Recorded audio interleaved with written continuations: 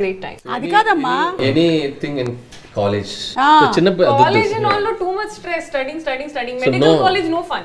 No it's flashback. a scam. పోనీ anything in industry Industry kuda same. It's a scam. School was the only time when you would think about all of these things. After that, there is okay, you have to get into a good college, okay, you have to get good grades, then you have to think about further studies, and you have to think about what to do with your life. Alas, so it's Daniel explain చూసావా నేను నమ్మాలా blank expression ఎవరు చెప్తున్నారు. నా expression ఏంటో తెలుసా, ఇలాగే చాలా మంది హీరోయిన్స్ ఇలాగే మాట్లాడి కరెక్ట్ గా నెలలో పెళ్లి చేసుకున్న వాళ్ళు ఉన్నారు. అందుకని నేనెవరితో చెప్పుకోవాలి. ఎనీవే నేనేం మాట్లాడలేదు. కానీ అనిల్ గారు ఒక నెలలో ఇప్పుడు మీను పెళ్లి అయిపోతుందా టైం ఉంది. వీ డోంట్ నో, మీనుకో మీనాక్షికో మనకు తెలియదు. కానీ మీరు ఎంటర్టైన్మెంట్ ప్లస్ ఎన్లైట్మెంట్ రెండు ఒకటే సినిమాలో మాకు అందించేశారు. అంటే గురువుల్ని మనం ఎలా గౌరవించాలి, దానితో పాటుగా ఎంటర్టైన్మెంట్. దట్ వాజ్ బ్యూటిఫుల్ అండి.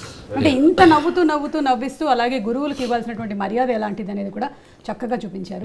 సో సంథింగ్ అబౌట్ అంటే స్టోరీ అనుకున్నప్పుడు కూడా ఊరికే ఫన్ చేసేసి ఊరికే ఒక లవ్వర్ వైఫ్ అనే కంటెంట్తో పాటు ఇంకేదైనా ఎక్స్ట్రా యాడెడ్ ఎలిమెంట్ ఉంటే అది కథకి ఎంతవరకు అవసరం, అది ఎంతవరకు హెల్ప్ అవుతుందని ఆలోచించాలి. సో ఎవ్రీ ఫిలిం మేము F2 చేసినా కూడా ఒక wife and husband relation something ఒక టేకింగ్ ఒక ఎలిమెంట్ ఇంటికి తీసుకెళ్ళేటప్పుడు ఒక చిన్న బ్యూటిఫుల్ థింగ్ చెప్పడం అనేది నాకు ఫస్ట్ సినిమా నుంచి నేను ప్రిఫర్ అనమాట. అది కొద్దిగా ఒకసారి ఫోర్స్డ్గా ఉన్నా, ఒకసారి ఎక్స్టెన్షన్ అయినా నేను పట్టించుకోను.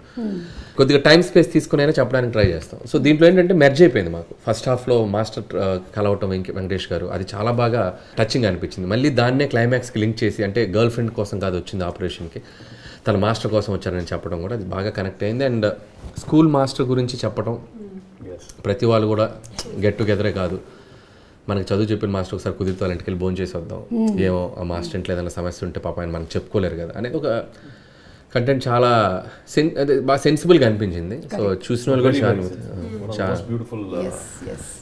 చాలా మంది అది బాగా కనెక్ట్ అయ్యారు. వెళ్ళేటప్పుడు అంత నవ్వి బాగా ఎక్కువగా కనెక్ట్ అయిన మాస్టర్ ఎవరైనా ఉన్నారా?